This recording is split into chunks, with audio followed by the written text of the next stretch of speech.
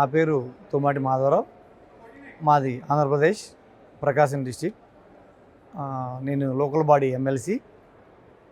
నేను చదువుకున్నది MA political science. 1992 నుంచి మేము పాలిటిక్స్లో యాక్టివ్గా ఉన్నాం.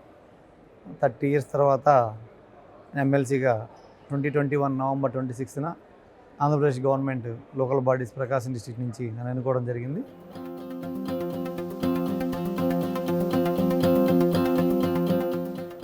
యాక్చువల్లీ మేము 1992 నుంచి ఎడ్యుకేషన్ స్టడీ టైం నుంచి కూడా మేము ఇంటర్మీడియట్ స్టేజ్ నుంచి కూడా పాలిటిక్స్లో సీరియస్గా యాక్టివ్గా పార్టిసిపేట్ చేస్తూ ఉన్నాం. కానీ రాను మాకు అంటే రెండు ఫ్యామిలీసే అక్కడ పాలిటిక్స్లో ఉన్నాయి. One family other party, one family వేరే పార్టీలో వాళ్ళు మాత్రమే అక్కడ కంటెస్ట్ చేసుకుంటూ వస్తూ ఉన్నారు. దానికి మేము చదువుకున్న ఎంఏ పొలిటికల్ సైన్స్ కాబట్టి ఈ ప్రజాస్వామ్యంలో ఎవరికైనా పోటీ చేసే హక్కు ఉండాలి అనే ఉద్దేశంతోనే మేము కూడా పాలిటిక్స్లో రావాలి, యూత్ని ఎంకరేజ్ చేయాలి, లేకపోతే యూత్కి ఉపయోగపడే విధంగా పనిచేయాలనే ఆలోచనతో నేను రాజకీయాల్లో రావడం జరిగింది. కానీ మేము అసెంబ్లీలో అడుగుపెట్టడానికి, కౌన్సిల్లో అడుగుపెట్టడానికి దాదాపు 30 ఇయర్స్ కష్టపడితే 30 ఇయర్స్ తర్వాత మేము కౌన్సిల్లోకి రావడం జరిగింది. 2021 నవంబర్ 26th మేము ఎమ్మెల్సీ అయిన తర్వాత ఈ 1.5 ఇయర్లోనే మా కాన్స్టిట్యున్సీకి మేము ఏదైతే 30 ఇయర్స్ నుంచి అనుకుంటా ఉన్నామో న్యూ జనరేషన్స్కి ఎంప్లాయ్మెంట్ జనరేట్ చేయాలనేది మాకు బాగా ఆలోచన ఉంది.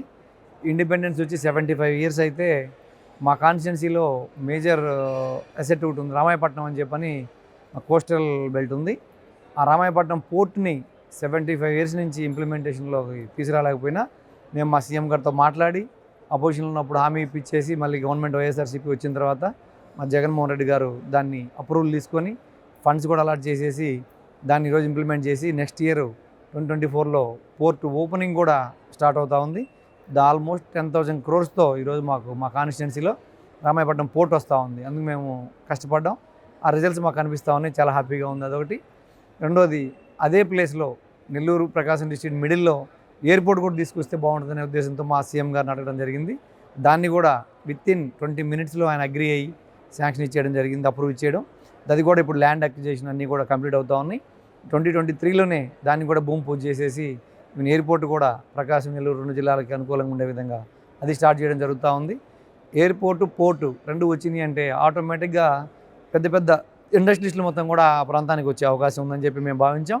దాంట్లో భాగంగానే ఇండోసోల్ అనే కంపెనీతో మొన్న లాస్ట్ ఫ్యూ మంత్స్ బ్యాక్ జరిగిన గ్లోబల్ సమ్మిట్లో మాకు అగ్రిమెంట్ జరగడం జరిగింది. దాదాపు 40,000 కోట్ల పైన పెట్టుబడులతో ఇండోసోల్ అనే company solar panel manufacturing unit first time in ఇండియాలో అది మా కాన్స్టిట్యున్సీలో, మా ప్రాంతంలో, తెట్టు ప్రాంతంలో పెట్టడానికి ముందుకొచ్చినందుకు కూడా మేమందరం కూడా సంతోషిస్తూ ఉన్నాం. ఆ కంపెనీ వస్తే 12,000 జాబ్స్ అక్కడ ఆపర్చునిటీ వచ్చే అవకాశం ఉంది. కాబట్టి అది కూడా ఇంప్లిమెంటేషన్లో ల్యాండ్ అక్విజిషన్ మూవ్ అవుతూ ఉంది. అలాగే మాకు దివంగత ముఖ్యమంత్రి రాజశేఖర రెడ్డి గారు బతుకున్నప్పుడు నిమ్స్ అని నేషనల్ ఇన్వెస్ట్మెంట్ మ్యానుఫ్యాక్చరింగ్ జోన్ అని ఇప్పుడు ప్రపోజల్ ఉంది. ఆయన చనిపోయిన తర్వాత అది కొంచెం ఆగిపోయిన పరిస్థితుల్లో మేము మళ్ళీ మా సీఎం గారిని అడిగి ఆ నేషనల్ ఇన్వెస్ట్మెంట్ మ్యానుఫ్యాక్చరింగ్ జోన్ కూడా మళ్ళీ మేము మూవ్ చేయడం జరిగింది. దాదాపు 12,000 ఎకరాల్లో 50,000 కోట్ల పెట్టుబడులతో అక్కడ కూడా పరిశ్రమలు వచ్చేదానికి అవకాశం ఉంది.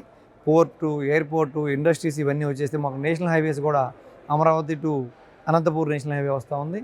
Already Chennai to Kolkata highway ఉంది. కాబట్టి మిడిల్లో ఈ 60 కిలోమీటర్లు మొత్తం కూడా ఇండస్ట్రీలు గ్రో అయ్యి అన్ని రకాలుగా అటు అగ్రికల్చర్ పీపుల్కి కానీ, ఇటు ఫిషరీస్కి కానీ, ప్లస్ ఫిషర్మెన్స్కి కానీ, స్టూడెంట్స్కి అందరికి కూడా రేపు ఎడ్యుకేషన్ కంప్లీట్ అయిన తర్వాత అక్కడ ఎంప్లాయ్మెంట్ హబ్ ఒకటి ఏర్పాటయ్యేదానికి అవకాశం ఉందని మేమందరం కూడా మా ప్రభుత్వంతో మాట్లాడి మేము ఈ 1.5 ఇయర్లోనే ఇవన్నీ కూడా పైప్లైన్లు తీసుకొచ్చాం.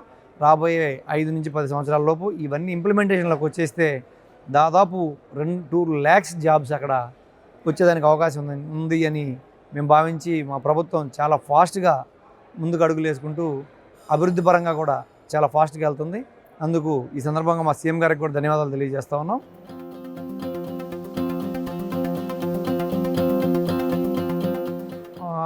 అంటే బిఫోర్ ఇండిపెండెన్స్ అందరం రాజరికంలో బ్రిటిష్ వాళ్ళ పరిపాలన ఉన్నాం. కానీ ప్రజాస్వామ్యం, రాజ్యాంగం ఏదైతే డాక్టర్ బాబాసాహెబ్ అంబేద్కర్ గారు రాశారో ప్రజాస్వామ్యంలో పోటీ చేయడానికి కానీ, ఎమ్మెల్యే అవ్వడానికి కానీ, ఎమ్మెల్సీ అవ్వడానికి కానీ, ఎంపీ అవ్వడానికి కానీ ప్రతి ఒక్కరికి హక్కు ఉంది. యూత్ ముఖ్యంగా పాలిటిక్స్లోకి రావాలి. అప్పుడే ఈ దేశంలో కరప్షన్ తగ్గేదానికి కూడా ఛాన్స్ ఉంది. ఇప్పుడు చాలామంది చూస్తూ ఉంటే ఆల్మోస్ట్ 20-25% యూత్ ఉన్నారు తప్ప పాలిటిక్స్లో, ఇంకా 75% ఏజ్డ్ పీపుల్ కనపడతా ఉన్నారు చూస్తూ ఉంటే ఈ కాన్ఫరెన్స్లో కూడా. కాబట్టి నా ఆలోచన ఏమంటే 25 ఇయర్స్ అయిందంటే ఇప్పుడు మనం చదువుకుంటాం, మనం జాబ్కి ఇంజనీరింగ్ చదువుకుంటాం, మేము జాబ్ చేయాలనుకుంటాం, లేకపోతే బిజినెస్ చేయాలనుకుంటాం. అలాగే పాలిటిక్స్ చేయాలని కూడా యూత్లో ఎప్పుడైతే ఆలోచనలు వస్తాయో అది దేశానికి ఉపయోగకరంగా ఉంటుంది, పబ్లిక్ కూడా యూజ్ఫుల్గా ఉంటుంది. ఒక ఎయిమ్ పాలిటిక్స్ అనేది కూడా మన దేశాన్ని ప్రజాస్వామ్యబద్ధంగా ఏదైతే మన రాజ్యాంగంలో ఉందో దాన్ని మనం నిర్మించుకునే దానికి కూడా మనందరం కూడా యూత్ ముందుకు రావాల్సిన అవసరం ఎంతైనా ఉంది. ఎందుకంటే మేజర్ ఇంకా ఓల్డ్ జనరేషన్స్ మాత్రమే మూవ్ అవుతా ఉన్నాయి పాలిటిక్స్లో. కాబట్టి యూత్ మేము ఇచ్చే సలహా ఏంటంటే ఏదైతే మిగతా రంగాలు ఉన్నాయో, సాఫ్ట్వేర్ కావచ్చు, ఫార్మా కావచ్చు, ఇండస్ట్రీస్ కావచ్చు, ఇన్ఫ్రాస్ట్రక్చర్ కావచ్చు, ఈ అన్ని రంగాలతో పాటు ఆ పాలిటిక్స్ కూడా ప్రయారిటీ బేస్ మీద ఇప్పుడు చాలామంది ఆర్ట్స్ గ్రూప్స్ తగ్గిపోతూ ఉన్నారు. కానీ ఫ్యూచర్లో మన దేశానికి యూజ్ అవ్వాలి అంటే, ఉపయోగపడాలి అంటే యూత్ ఆలోచనలు, యూత్ యొక్క ఆలోచన విధానాలు కూడా ఈ దేశానికి అవసరం. కాబట్టి యూత్ అందరూ కూడా పాలిటిక్స్లోకి వచ్చి వాళ్ళందరూ కూడా ఎదిగి ఈ దేశానికి ఉపయోగపడే విధంగా ఈ దేశానికి పిల్లర్లాగా తయారవ్వాల్సిన అవసరం ఉందని చెప్పి నేను భావిస్తా ఉన్నాను.